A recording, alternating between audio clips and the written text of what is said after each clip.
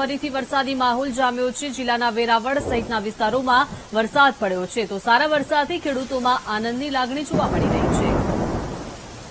તો સારા વરસાદથી ખેડૂતોમાં ખુશી જોવા મળી રહી છે। ગીર સોમનાથ જિલ્લામાં થોડા દિવસના વિરામ બાદ ફરીથી મેઘો મંડરાયો છે। વેરાવળ સહિતના વિસ્તારોમાં વરસાદી માહોલ જોવા મળી રહ્યો છે।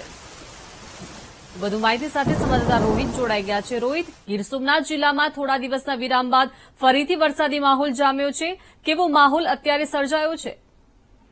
તે ચોક્કસથી ખાસ કરીને ગીર સોમનાથ જિલ્લાની અંદર છેલ્લા 7 થી 8 દિવસથી મેઘરાજાએ વિરામ લીધો હતો, તો આજે ફરીથી ગીર સોમનાથ જિલ્લાની અંદર વરસાદી માહોલ બન્યો છે। અને ખાસ કરીને વેરાવળ હોય, કોડીનાર હોય, ઉના હોય કે આખું ગામ તો ગીર પંથકની અંદર આજે અડધા ઇંચ જેટલો જે વરસાદ છે તે ખાસ કરીને પડી ચૂક્યો છે। તેને લઈને વાતાવરણની અંદર ઠંડી પાછી છે અને ખેડૂતોનો જે મૂલ્ય જે પાક છે તે પાકને પણ હાલ જીવનદાન મળ્યું છે। હજુ પણ જે મેઘરાજા છે તે વાદળછાયું વાતાવરણ ગીર સોમનાથ જિલ્લાની અંદર છે ને વધુ પડતો વરસાદ પડે તેવી હાલ ખેડૂતો આશા રાખીને બેઠા છે।